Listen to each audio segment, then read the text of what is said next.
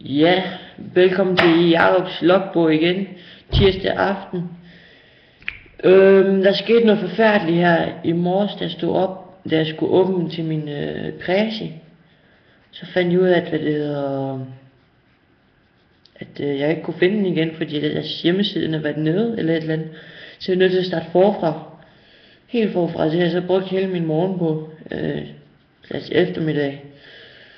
Men jeg er ikke færdig endnu, og jeg mangler stadig noget, og mine diagrammer, de er heldigvis, og min tekst er heldigvis gemt ind på Word, så det blev ikke slettet. Men mine diagrammer, dem skal jeg lave nogle flere af.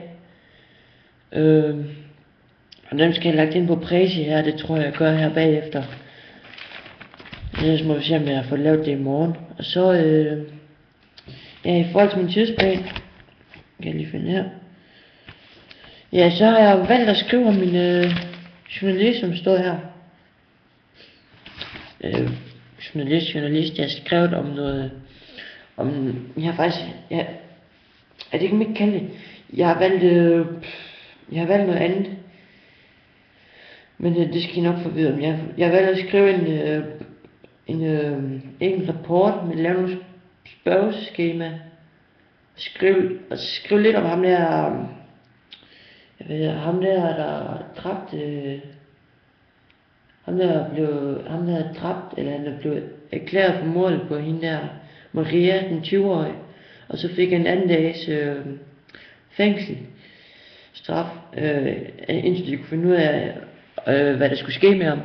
Og så inden for de 18 dage, så blev det så taget noget DNA-systemtest, og der fandt de så ud af, at det var ham, det var en forkert. Så jeg lavede en lille diskussion om med produkt, angående mit produkt, nogle spørgeskemaer, om skal vi lave et DNA-system her i Danmark, selvom det er pisse dyrt for staten, men for selve politiet vil det være pisse let, eller det vil i hvert fald hjælpe en del mere med at identificere de mennesker, der kommer udefra, som vi skal have fanget, som er lavet som morder og ja, morder, dem der stjæler fingeraftryk for eksempel, en lille butik, følg lige fingeraftryk. Ja, det var det her for i dag. Nu håber jeg ikke, at det er væk igen i morgen. Jeg har tjekket igennem min Prezi, min Word, så nu må vi se.